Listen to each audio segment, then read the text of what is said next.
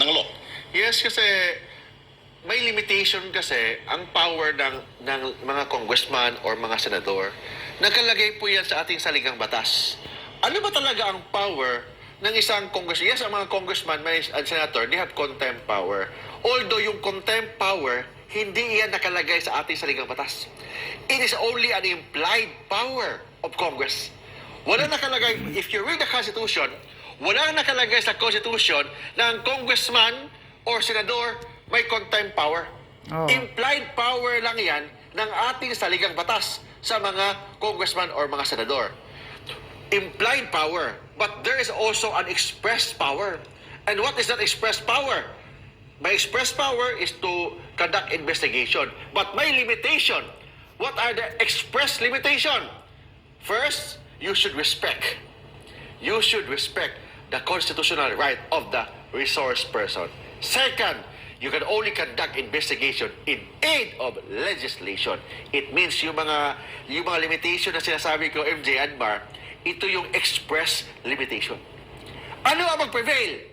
Ang express limitation ng mga congressman, mga senador, or the implied power ng mga senador? The express limitation will prevail because nakasaad po yan sa ating saligang batas. Yung contempt power ng mga senador o mga congressman, wala yan sa ating saligang batas. It is only an implied constitutional power. Tsaka parang may decision yan, di ba? Ang Supreme Court. There's already a decision of Recently lang, bago lang. may mga decision, mga limitations na hindi pwedeng mag-abuso ang mga senador, ang mga congressman, hindi pwedeng mag-abuso. And sabi ko nga, yes, palagi nilang sinasabi, I'll cite you in contempt. Lalo na natandaan ko yung mga pagbubukha ng mga congressman nung na-trauma talaga ako yung mga pagbubukha nila. Kita ko lang sa picture o sa TV yung mukha nila, para ako i-off ko ng TV. Nagagalit.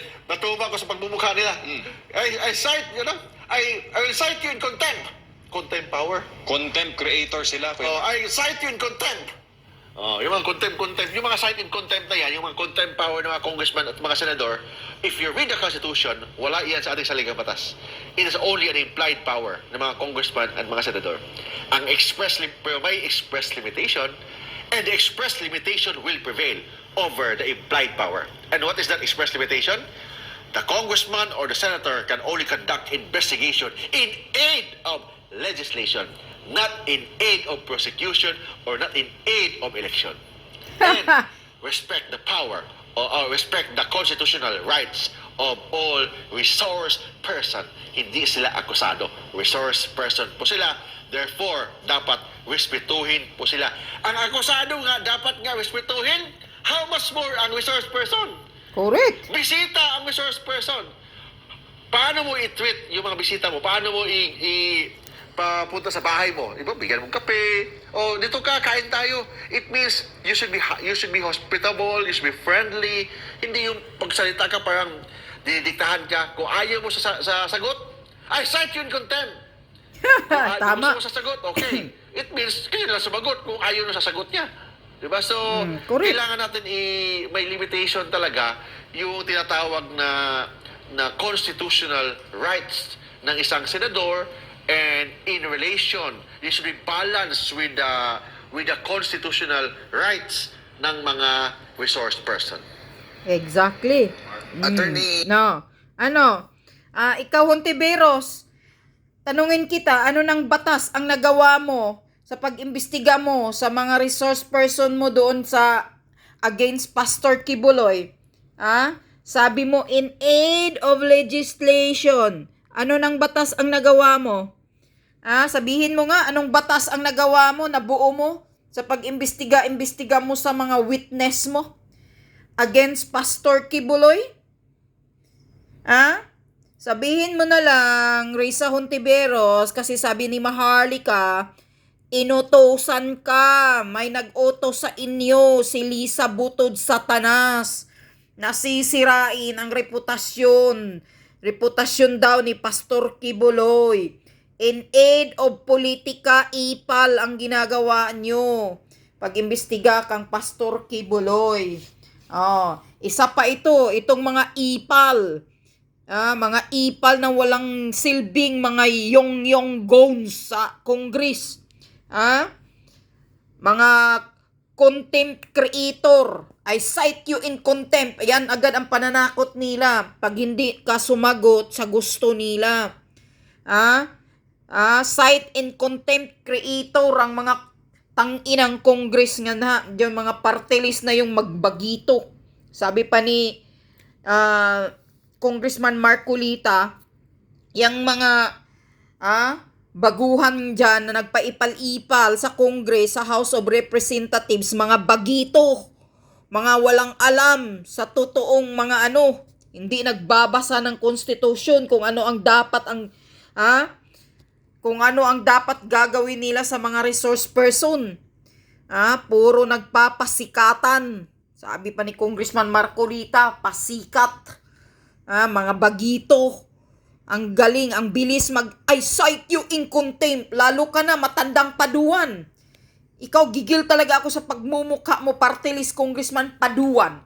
At yang pastor na Judas, na pastor na abante na padila-dila. Pastor ka ba?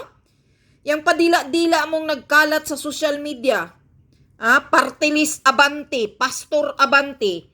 Yan ba ang kilos ng pastor? Saan mo pinapadala yung picture mo nagdila-dila ka? Sino ang mo dyan? Ka-video call mo? Siguradong may ka-video call ka niyan. At yan din siguro ang nagpapakalat ng padila-dila mo na picture mo. Mukha kang Judas, demonyo. Tingnan mo nga yung mga kapretso ninyo. Grabe. Makabili ba kayo yan? Kung talagang totoong galing sa sweldo ninyo, sa sahod ninyo yung mga Rolex mo, abante, pastor, yayabang nyo sa Congress, cite you in contempt. Yan agad ang mga pananakot nyo sa mga resource person, contempt, ikulong sa sinaaw sa Congress. Dahil hindi nyo magustuhan ang sagot, tatakutin nyo na ng contempt. Kaya kayo, mga taga Maynila, under kay Lacuna yan dila na pastor na Judas na abante. Wag nyo nang ibuto, mga taga Maynila, yung buong kandidato ni Lacuna.